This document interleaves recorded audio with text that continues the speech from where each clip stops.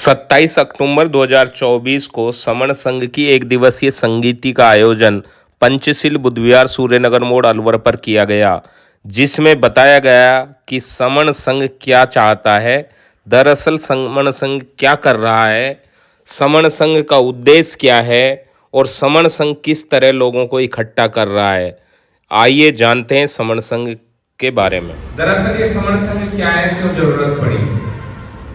तो जैसे कॉमन तो बातें हो गई, समण शब्द भी बता दिया। समण संघ दरअसल चाहता क्या है, समण संघ चाहता क्या है, कर क्या रहा है। भाई इतने सारे संगठन है आज देश में, ये तो बामसेक वाले बता दें 29 लाख से प्लस रजिस्टर्ड संस्थाएं हैं हमारे महापुरुषों के नाम पर। रजिस्टर्ड संस्थाएं और रोजाना की 10-20 संस्थाएं आराम से रजिस्टर्ड हो जाती है, 10-20 से भी शायद ज्यादा हो जाती हो। अभी भी अगर रजिस्ट्रार ऑफिस में जाओगे तो 10-20 वेटिंग में मिलेंगी अम्बेडकर के नाम पर ही, जो रजिस्टर्ड वेटिंग लिस्ट में है। तो पूरे देश में कितनी संस्थाएं हर महीने रजिस्टर्ड हो रही हैं, इसका आंकड़ा आप ले सकते हो। तो आज दरअसल क्या है, संघ का कोई नया कॉन्सेप्ट नहीं है। जो हमारे महापुरुषों ने जो बात की थी, उस बात को इकट्ठा करके जो सीनियर लोग हैं उन्होंने इकट्ठा की। और वो क्या इकट्ठा की कि ये सब बातों का एक ही निचोड़ है, जो समाज, जो वर्ग इकट्ठा रहता है, झुंड में रहता है, संगठित रहता है, वो दुनिया पर राज करता है। ये सीधा साधा प्रकृति का नियम है, एक लाइन का, कि जो वर्ग इकट्ठा रहता है वो दुनिया पे राज करता है। और एक प्राकृतिक नियम है, किसी की कहीं ऐसा नहीं है। और हम जो लोग हैं, जिस वर्ग से आते हैं, हम दरअसल प्राकृतिक लोग हैं, जंगलों में रहते थे, प्रकृति को मानते थे। मोहनजोदड़ो हड़प्पा के जीवाश्म में जो वहां की खुदाइयों में अवशेष मिले, उससे सिद्ध होता है कि हम लोग प्रकृति पूजक थे, शुरू से ही प्रकृति को मानने वाले थे। तो ये इकट्ठा होने का भी प्राकृतिक नियम है। आप देख लेना, कहीं भी जंगल में जो बहुत सारे पेड़ होते हैं वनों में, और जो एक पेड़ अलग होता है, सबसे पहले जंगल में आप कहीं भी देख लो अपने अड़ोस पड़ोस में, सबसे पहले जो एक अकेला पेड़ होता है वो काटा जाता है। जो झुंड में पेड़ होते हैं उनको नहीं छेड़ते, यार ये अकेला पेड़ है, ये बेकार लगता है, इसको काट दें, उसको काम में ले लेंगे। तो सबसे पहले जो अकेला है वो मारा जाता है। आप देख लो, पत्थर भी देख रहे हैं अपन, जो पहाड़ के पहाड़ उनको नहीं छेड़ेगा, और पहाड़ से रुढ़क के कोई पत्थर आ गया, सबसे पहले उसको उठा के ले जाया जाता है, उसके टुकड़े किए जाते हैं। तो जो झुंड से बिछड़ गया वो मारा गया। आप ये गैंडे, भैंसे, कोई भी देख लो, जंगल में डिस्कवरी चैनल पे आप देखते होंगे, जो जानवर अपने झुंड से बिछड़ जाता है वो मारा जाता है। तो प्रकृति का नियम है, बना बनाया नियम है। वही समण संघ कहता है कि इकट्ठे रहो भाई, इकट्ठे होके रहोगे तो जीत जाओगे।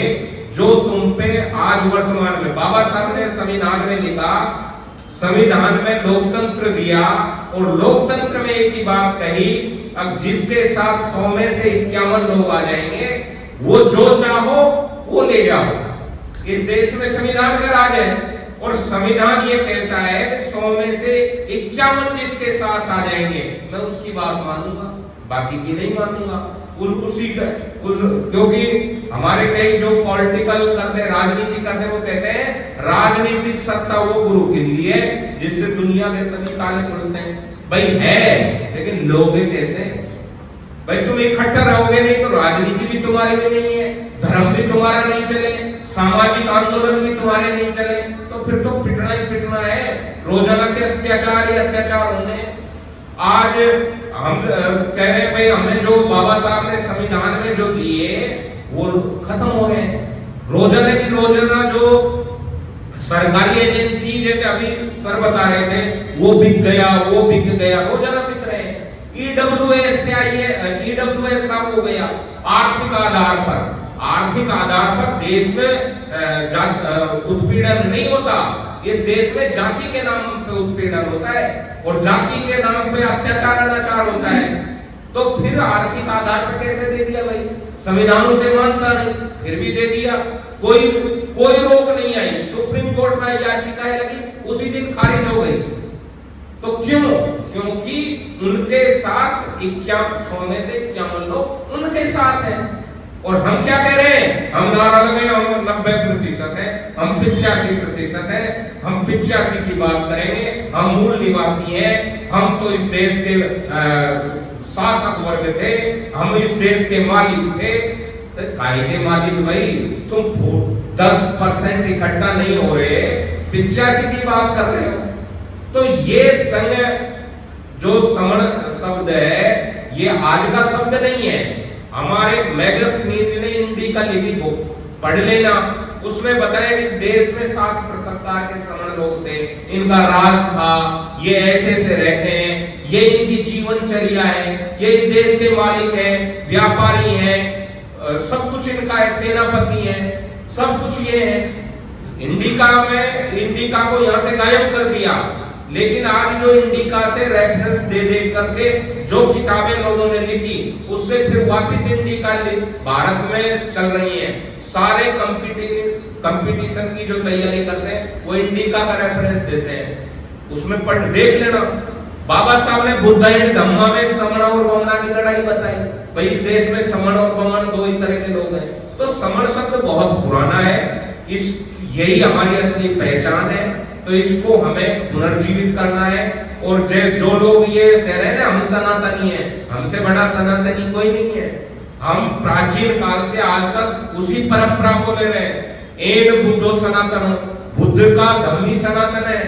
तो हम अपनी पहचान, ये भगवा कलर बुद्ध से पहले किसके पास था? लेकिन उन्होंने हमारी चीजों को छिना करके, हमारी नकल करके अपना संघ बना लिया, नकली संघ बनाया, पूरे अपने उद्देश्य को पूरा करने के लिए, और वो देश पर राज कर रहे हैं। और हम जो कह रहे हैं ना, अब जैसे बौद्धिस्ट लोग हैं या 3-4 बौद्धिस्ट हम लोग बैठे हैं, हम सुबह से हम कर रहे हैं बुद्धं नमामि, धम्मं नमः, संघं नमः। भाई संघ है कहां? जिस संघ को आप नमन कर रहे हो वो संघ कहां गया? पहले संघ होता था तो सम्राट अशोक अपना राज जो सर पे ताज था उसको भी चरणों में रख देता था संघ के बीच में, और तब बराबर में बैठता था। और आज हमारा जो महापुरुषों के नाम पे संगठन बने, वो मंच पे बैठता है, नीचे वालों की सुनता ही नहीं है। मंच पे भाषण दिए, चल दिया। तो भाई वो परंपरा क्योंकि मनुवादियों की थी, एक राजा होगा, सारी दुनिया उसका फॉलो करेगी। हमारी परंपराएं तो सम्राट अशोक, तथागत भगवान बुद्ध, शाक्य कोलिये, इन संघों में है। उनको पढ़ेंगे। हमारे तो 16 महाजनपद थे, सब में लोकतांत्रिक तरीके से राजा बनते थे। और जब राजा बनते थे तो इस देश को सोने की चिड़िया कहा जाता था, भवगुरु गौरवशाली देश कहा जाता था। पूरा विश्व विरुद्ध तक्षशिला, नालंदा, ये विश्वविद्यालय हमारे होते थे। तो यहाँ दुनिया के लोग पढ़ने आते थे, विश्व के लोग पढ़ने आते थे, तो ये मालिक कहलाते थे। तो आज ये स्थिति क्यों बनी? क्योंकि हम इकट्ठा नहीं है। तो हमें वास्तव में इकट्ठा होने के लिए ये संघ जो कॉन्सेप्ट दे रहा है, संघ जो अपनी बात बता रहा है, हम समण के नाम पर इकट्ठा क्यों हो सकते हैं, जैसे सर ने बताई। तो ये एक यूनिवर्सल नाम है पूरे वर्ल्ड का, हमारे लोगों के लिए पहचान का। समण तो हम अगर अपनी जो उल्टे लोगों ने हमसे जातियां बनाई, जिनको हमें बांटा गया 6743 में, तो हम अगर वो पहचान बनाएंगे तो निश्चित रूप से उनका एजेंडा पूरा होगा। उस जाति पे अगर हम गर्व करेंगे तो दुश्मन का काम सरल होगा। दुश्मन तो यही चाहता है हम जाति के नाम पे संगठन बनाएं और अपनी जाति पे गर्व करें, जिससे आपस की जो दीवारें हैं वो मजबूत हो जाए या इकट्ठा नहीं हो पाए। तो उन चीजों को हमें छोड़ करके संघ ये चाहता है कि अपन लोग इकट्ठा होकर के झुंड में रहें, इकट्ठा रहें, तो हम निश्चित रूप से जीत जाएंगे। प्राचीन काल में भी जीते थे, वर्तमान में भी जीतेंगे और भविष्य में भी जीतेंगे। तो हमें इकट्ठा हो जाओ और जितनी जल्दी जुड़ेंगे उतनी जल्दी जीतेंगे। इसी के साथ मेरे वक्त में कोई गलती हो तो संघ मुझे माफ करे, संघ मुझे माफ करे, संघ मुझे माफ करे, संघ नमन, संघ नमन। जीतेंगे जब जब जुड़े हैं तब तब जुड़ते हैं तब तब